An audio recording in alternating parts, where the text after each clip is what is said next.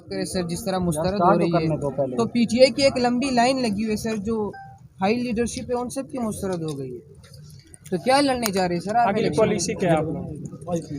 बिस्मिल्लाह रहमान रहीम। सबसे पहले तो मैं सरदार लतीफ़ खोसा साहब के बेटे खुर्रम लतीफ़ खोसा साहब के ख़िलाफ़ जिस तरह कल दहशतगर्दी का मुकदमा करके पुलिस ने उनको गिरफ़्तार कर लिया, मैं उसकी शदीद मज़म्मत करता हूँ। दूसरे नंबर पे अभी मुझे पता चला जमशेद दस्ती ने कोई अपनी वीडियो बयान जारी किया है जिसके ज़रिए उसने बताया कि उसकी बेगम और उसके बच्चों के साथ बड़ी ज़्यादती की और उसके साथ बड़ा ज़्यादती की, तो मैं उसकी भी शदीद मज़म्मत करता हूँ। और इन दो अल्फाज के बाद मैं आपको कहता हूँ कि देखें, अगर इलेक्शन, इसको इलेक्शन कहते हैं तो ये इलेक्शन नहीं है। ये इलेक्शन का मतलब है फ्री एंड फेयर इलेक्शन। इसका मतलब है कि तमाम पॉलिटिकल पार्टीज़ को इक्वल अपॉर्चुनिटी मिले, वो एक ट्रांसपेरेंट प्रोसेस हो, हर कोई अपना पार्टिसिपेट करे और पब्लिक में जाए और पब्लिक फैसला करे कि किसको वोट देना है, किसको नहीं देना। ये हक़ के हुक्मरानी पब्लिक का है, अवाम का है, कौम का है, लोगों का है। यही आइन कहता है, यही लॉज कहते हैं और यही दुनिया का उसूल है। इसको जमहूरियत कहते हैं। जमहूरियत इसका नाम नहीं है कि आप जमहूर क्या है, पब्लिक एट लार्ज है। जमहूर को यानी जो आज पीटीआई या इमरान खान जो सबसे मकबूल पार्टी है, उसको आप साइड लाइन करके, उसको आप एक तरफ रख के, आप सिर्फ 10-15% आवाम के दरमियान कहो कि जी आप फैसला कर लो कि किसको वोट देना है, किसको नहीं देना। आपने सबके 90% से ज़्यादा हमारे लीडर्स के कागजात नामजदगी ही आपने पहले नॉमिनेशन फॉर्म छीने। अच्छा, वहाँ से कोई कामयाब हो गए तो आपने फिर तायद कुनंदा, तजवीज़ कुनंदा उठा लिए। वहाँ से अगर कोई भागने में, वहाँ पहुँचने में कामयाब हो गया तो आपने फिर क्या किया, फिर आपने धड़ाधड़ लोगों के कागजात मुस्तरद कर दिए। और एक ही पॉलिटिकल पार्टी के पीटीआई का जो मेरे तक रिपोर्ट पहुँची है, कोई 2100 के करीब जो उम्मीदवार हैं उनके रिजेक्ट कर दिए। और उसके मद्दे मुकाबिल वो शहजादा लाडला, सुपर लाडला जिसको लाए गए हैं, शहंशाह करप्शन जनाब नवाज शरीफ PMLN को, उनका एक भी बंदे के कागजात रिजेक्ट नहीं हुए, एक भी लीडर और वर्कर के। मतलब यह है कि आपके सामने सब कुछ नज़र आ रहा है। और न सिर्फ ये कि वकीलों को गिरफ्तार करना शुरू कर दिया जो प्रपोजल सेकेंडर्स की सूरत में या कागजात लेके गए हुए थे। मसलन परसों की मिसाल आप गुजरात को देख लें, परवेज़ इलाही के लिए जो वकील गए थे, सरदार अब्दुल राज़िक खान, मलिक अमजद परवेज़ और बाकी, अमजद परवेज़ नवाज शरीफ का वकील है, लेकिन इत्तेफाक से वो लोग चले गए। तो ये कुछ हो रहा है। तो ये सारी चीज़ें अभी काजी फायज़ ईसा साहब से आप क्या क्या ये जो बता रहे हैं ये भी उनके सामने रखेंगे और अभी मुलाकात करने जा रहे हैं, तो क्या कहेंगे? अभी इंशाल्लाह मैं मुलाकात करूंगा, रिक्वेस्ट उनको करूंगा कि जी हमारा वो जो केस है वो लगाएं, और इंशाल्लाह मैं उम्मीद रखता हूं कि वो हमारे केस को लगाएंगे और फिक्स करेंगे इंशाल्लाह। और उनको सामने ये सारी चीज़ें ऑलरेडी हम लिख के भी दे चुके हैं बहुत सारी शिकायत की सूरत में, और उम्मीद रखते हैं कि इंशाल्लाह ये होगा। शोएब शहीन साहब, लोगों के घरों में चादरों में हाथ डाला जा रहा है, इज्जतें लूटी जा रही हैं यहाँ तक भी कि, लेकिन आप फिर भी इसी इमारत से इंसाफ की तवक्को रख के बैठे हैं। ये लोग तो सुना है छुट्टियाँ इंजॉय कर रहे हैं, जब लोगों के घरों में रात को 3-3 बजे लोगों की इज्जतें लूटी जा रही हैं, चादरें छीनी जा रही हैं, चार दीवारी पमाल की जा रही है, और फिर भी आप इन्हीं इमारतों से इंसाफ की तवक्को रखें। देखें, हम इंसाफ की तवक्को इन इमारतों से नहीं रखते, उन इदारों से इसलिए रखते हैं कि जिनकी ये आइन के तहत जिम्मेदारी है। चूँकि ये आइन मौजूद है, उसके अंदर ये ज़िम्मेदार हैं, इनकी कॉन्स्टिट्यूशनल ड्यूटी है कि लोगों के हुकूक का तहफ़्फ़ुज़ करें और लोगों को free and fair election, transparent elections का माहौल दें। और ये ज़िम्मेदारी इन्होंने आइन के तहत इनके लोगों के हुकूक के तहफ़्फ़ुज़ की कसम उठाई हुई है। और अगर ये अपनी ज़िम्मेदारी अदा करने से कासिर रहते हैं तो ये इनके ऊपर एक ज़िम्मेदारी होगी कि इन्होंने क्यों अपनी ज़िम्मेदारी अदा नहीं की।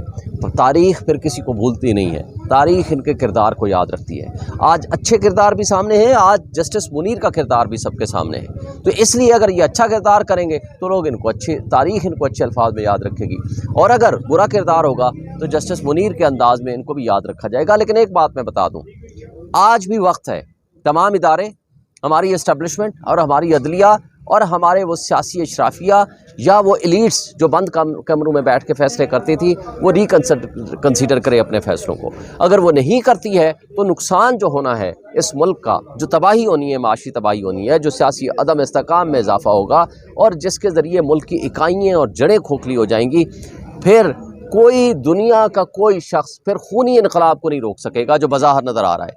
और हम नहीं चाहते कि ऐसी सिचुएशन हो, इसलिए कि वो नुकसान मुल्क का होगा। तो इसलिए आज शऊरी इनकलाब आने दें, जमहूरी इनकलाब आने दें। कल आपने देखा हैप्पी न्यू ईयर का प्रोग्राम था, उसके अंदर हज़ारों की तादाद में लोग थे। नारे किसके लग गए? सोशल मीडिया भरा पड़ा है, नारे लगे सिर्फ एक शख्स के, इमरान खान पीटीआई जिंदाबाद। वो क्यों? इसलिए कि जितनी नफ़रतें आप फैला रहे हैं, उस नफ़रत का इजहार लोगों को मौका दें, ताकि 8 फरवरी को वो मोहर लगा के अपनी नफ़रत का या अपनी कैथारसिस दूर करके अपनी एक्सप्रेशन कर सके। अगर आप वोट के ज़रिए वो हक छीन लेंगे तो फिर उसका नुकसान ये होगा जो हमने माजी में भी देखा, जो बहुत सारे और मुल्कों में भी देखा। मेरा ख़्याल है इस मुल्क में भी अब अवाम इस लेवल तक पहुँच चुकी है कि आपके पास कोई और ऑप्शन बाकी नहीं रहेगा सिवाय इनकलाब के, और वो इनकलाब इस तरीके से आएगा फिर किसी की इज़्ज़तें महफूज नहीं रहेंगी, फिर नुकसान इस मुल्क का होगा, इस मुल्क की जड़ों का होगा, इस मुल्क के इदारों का होगा, और वो फिर हम बर्दाश्त शायद ना कर पाएँ। शेख शाहीन साहब, पीटीआई की सारी लीगल टीम अगर इलेक्शन में मसरूफ़ हो जाए तो खान साहब के केसेस कौन देखेगा सर? वो जेल के अंदर। देखें, खान साहब के केसेस में किसी किस्म का कोई प्रॉब्लम नहीं होगा। उनके केसेस जो वकील लड़ रहा है वो सबसे टॉप प्रायोरिटी उसको वो रखता है। इलेक्शन सेकेंडरी चीज़ है हमारे लिए। हमारे लिए जो है वो जिम्मेदारी हमारी ये है कि हम सबसे पहले इमरान खान के साथ खड़े हैं। इमरान खान इस वक्त सिंबल है हकीकी आज़ादी का, इस वक्त वो इस्तारा, वो अलामत बन गया है हकीकी आज़ादी का। उस शख्स के इर्द गिर्द सारी मोहब्बतें और इससे उसके साथ अटैच हो चुकी हैं। लोगों ने पब्लिक एट लार्ज ने अब आज़ादी का एक इस्तारा रखा है, वो है इमरान खान। आज पूरी दुनिया में जहाँ जहाँ पाकिस्तानी बसता है वो इमरान खान के अलावा किसी का नाम सुनने को तैयार नहीं है। इसलिए हम समझते हैं कि उसके खातिर उसके साथ जो सिंसियर एंड लॉयल होकर खड़ा होगा तो इंशाअल्लाह ताला उसको इलेक्शन लड़ने की भी ज़रूरत नहीं है। इसलिए अवाम हमारा इलेक्शन लड़ रही है। शेख शाहीन साहब ये बता दें, Pakistan Tehreek Insaf level playing field के हवाले से अदालतों के चक्कर लगा रही है, लेकिन मौलाना फजल रहमान साहब कह रहे हैं कि चीफ जस्टिस और इलेक्शन कमिश्नर तो उनके खिलाफ भी कार्रवाइयाँ कर रहे हैं और फिर धमकियाँ दी जा रही हैं। देखें, ये पीडीएम की जमातों ने क्या किया? पिछले साल जो बनियाल साहब ने क्या गलत कहा था? सिर्फ यही कहा था ना कि इलेक्शन कराओ। जो उनको गालियाँ दी गई, जो यहाँ आकर के कंटेनर लगाए गए, जो यहाँ गेट बंद किए गए और जिस अंदाज से उनको धमकाया गया, वो सब आपके सामने है। वो पीडीएम की सारी जमातें, जिसमें नून भी और मौलाना फजल रहमान भी, ये सारे यही वारदात करते रहे। हमारे साथ तो ज्यादती कर रही है अदलिया, बल्कि कई हवालों से कंप्रोमाइज जजेस कुछ, लेकिन उसके बावजूद हमने हमेशा अदलिया का एहतराम किया, इज़्ज़त व एहतराम से इख्तलाफ भी किया, उनके ऊपर ऑब्जेक्शन भी किया तो इज़्ज़त व एहतराम से किया। लेकिन अगर अदलिया इस तरह इन धमकियों का इलाज ये नहीं करती, उनके खिलाफ तौहीन अदालत नहीं करती, तो फिर इसका मतलब है कि माइट इज़ राइट का प्रिंसिपल चलेगा। फिर शोएब शाहीन साहब, आप बताएं कि आज कोर्ट रूम नंबर 1 में कहा गया कि हम आपको बक्से के पास सीखते हैं, अदम पैरवी की वजह से बेंच उठकर चला गया, आपको कोई बंदा मौजूद ही नहीं। जी, अभी मैं उनसे बात करूंगा, अभी जाकर उनको रिक्वेस्ट राइटिंग में मैं दे आया हूं। उनके अच्छा होता कि मैं उनको मैं स्टाफ को लिखवा के आया हूं उनको कि कौन सा हमारा केस है, रिक्वेस्ट भी करके आया हूं और अभी दोबारा जाऊंगा। मैं उम्मीद करूंगा कि इंशाल्लाह हमारा केस लग जाए। हमने केस लगवाने की रिक्वेस्ट करनी थी, वो कर भी दी है, स्टाफ को भी करना है। अच्छा सर, ये बताएं कि जैसे आपके जो शुकूक व शुबहात हैं नवाज शरीफ साहब को लेकर, मुस्लिम लीग नून को लेकर, पीपल्स पार्टी के स्पेशली बिलावल भुट्टो के अगर बयान देखे जाएँ तो आप लोगों के एक जैसे हैं, और बिलावल भुट्टो बारहा ये बात कह चुके हैं कि इमरान खान को इलेक्शन के लिए बाहर होना चाहिए, उनके साथ ज्यादती है कि अगर उनको रोकर इलेक्शन किया जाए। तो उनके इस बयान को कैसे देखते हैं? उनके रहनुमा ने यह भी बयान दिया है कि पीटीआई का और हमारा मुखालिफ एक है, हमें मिलकर उसका मुकाबला करना चाहिए। देखें, अगर कोई आइन के मुताबिक अच्छा बयान देता है तो हम उसको वेलकम करेंगे, लेकिन आपने फिर जरदारी साहब का दूसरा बयान भी पढ़ लिया, सुन लिया। एक राव अनवार ने स्टेटमेंट दिलाई गई उससे और अगले दिन उनकी सारी स्टेटमेंट चेंज हो गई। अगर ये उनकी क्रेडिबिलिटी होगी तो हम फिर क्या कमेंट कर सकते हैं? हमें बेहतर है कि हम कमेंट ना ही करें। Let them decide by themselves. अगर क्या वो आइन के साथ खड़े हैं या नहीं, क्या वो कानून के साथ खड़े हैं या नहीं, क्या वो फ्री ट्रांसपेरेंट इलेक्शन चाहते हैं या नहीं चाहते। अच्छा सर, कहा जा रहा है लीगल टीम पर बड़े एतराज़ात किए गए कि पीटीआई को लीगल टीम ही जो है वो डुबो रही है। आज भी आप पहले अदालत में पेश हुए थे अपना केस फिक्स करवाने के लिए, लेकिन फिर कहा गया था कि ब्रेक के बाद आए, उसके बाद आप आए, आप यहाँ पे मीडिया टॉक कर रहे हैं, अंदर काजी साहब वापस चले गए। फिर लीगल टीम क्या करे? लीगल टीम रिक्वेस्ट कर सुन लेना, जवाब सुन लेना। लीगल टीम इस वक्त बेस्ट अपनी सर्विसेज दे रही है, मुश्किलात के बावजूद इस वक्त लीगल टीम सबसे ज़्यादा मेहनत कर रही है और इसमें कोई शक नहीं है। एतराज़ात हर किसी की तरफ से। अब ये फैसला सोशल मीडिया ने तो नहीं करना ना, या जो बाहर हमारी लीगल टीम के बाहर बैठने वाला जो बंदा है उससे तो नहीं फैसला करना ना कि हमारी लीगल टीम ने क्या स्ट्रेटेजाइज करना है, स्ट्रेटेजी क्या अपनानी है। इंशाल्लाह हमारी स्ट्रेटेजी बिल्कुल मुकम्मल है। हम तमाम हवालों से मुकदमात की पैरवी भी कर रहे हैं। हम इलेक्शन कमीशन के पास भी जा रहे हैं, हम हाई कोर्ट में भी जा रहे हैं और सुप्रीम कोर्ट में भी जा रहे हैं। और इंशाल्लाह हमारा केस जो लगेगा तो हम उम्मीद रखते हैं कि सुप्रीम कोर्ट से कि वो हमें इंसाफ देगा। तो लीगल टीम के जो मामलात हैं वो हम लीगल टीम को ही डिसाइड करने दें, और पीटीआई का इंटरनल मामला है उसको डिसाइड करने दें। बाहर बैठ के दोस्तों का एतराज़ हो सकता है, आप हमें सजेशन दे सकते हो, हर तरह का एतराज़ हो सकता है, लेकिन हमें अपनी मुश्किलात का पता है। लिहाजा हम अपनी मुश्किलात अदालतों के सामने रखते हैं, रख रहे हैं, और हमने हर तरह की जो लीगल बैटल है, लीगल फाइट है, उसको लीगल तरीके से कर रहे हैं। इदारों ने ऐसा लगता है कि पीटीआई का बाजू मरोड़ कर दीवार के साथ लगा दिया और कोई हल भी नज़र नहीं आ रहा। आखिरकार ये मामला किस तरफ जाएगा? जब इंसाफ भी नहीं मिलेगा, रियासती इदारे इसी तरह चलते रहेंगे, तो आपको इंसाफ किससे मिलेगा फिर? देखिए, इंसाफ तो हमें अदालतों से ही मिलेगा ना।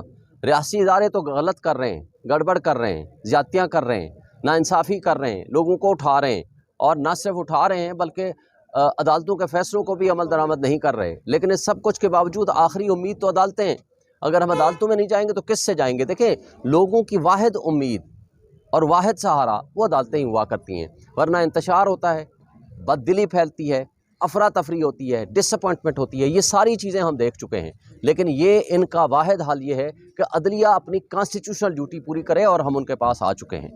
Thank you.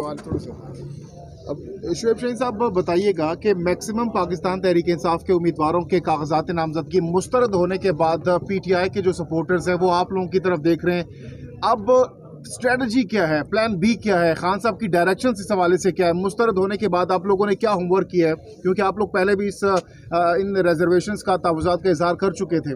देखें, पहली बात तो यह है कि खान साहब से अभी मुलाकात हमारी नहीं हुई इन रिजेक्शन के बाद, अभी होगी कल इंशाल्लाह। लेकिन क्या ये तय नहीं हुआ था कि अगर मुस्तरद होंगे तो हमें क्या करना है? सुन लेना, आप जवाब सुनेंगे तो आपको जवाब मिल जाएगा ना, ज़्यादा जल्दी ना करें ना। जवाब ये है कि हम पहले इलेक्शन कमीशन के पास गए, फिर हम अदालत में आए और सुप्रीम कोर्ट ने हमारे हक़ में फ़ैसला दिया। हम हाई कोर्टों में भी गए और सुप्रीम कोर्ट के फ़ैसले के ऊपर अमल दरामद के लिए हमने कंटेम्प्ट पिटीशन फ़ाइल की। उस कंटेम्प्ट के बाद भी जो कुछ होता रहा वो सब आपके सामने है। जो मुस्तरद हुए उनके हवाले से हम इलेक्शन ट्रिब्यूनल में भी जा रहे हैं, लेकिन उसके साथ साथ हम इलेक्शन कमीशन को भी 12 एप्लीकेशनें दे चुके हैं, जिसका अभी तक कोई रिज़ल्ट नहीं आया। हम इसलिए सुप्रीम कोर्ट को सुबह भी रिक्वेस्ट की है, अभी भी दोबारा मैं रिक्वेस्ट करूंगा, उनको कंटेम्प्ट पिटीशन नंबर भी दे दिया है कि हमारी अदालतों में सुनवाई हो, हमारा पॉइंट ऑफ व्यू सामने आए और हमारा मुकदमा सुना जाए। ये हमारी एक इस्तदा है, और इसके बाद जो जो लीगल हमारे मामलात हैं हम उनको एजिटेट करेंगे। हम उसका कर रहे हैं, हमारी स्ट्रेटजी कानूनी है, आईनी है, हम उस पर अमल दरामद करेंगे और कर रहे हैं।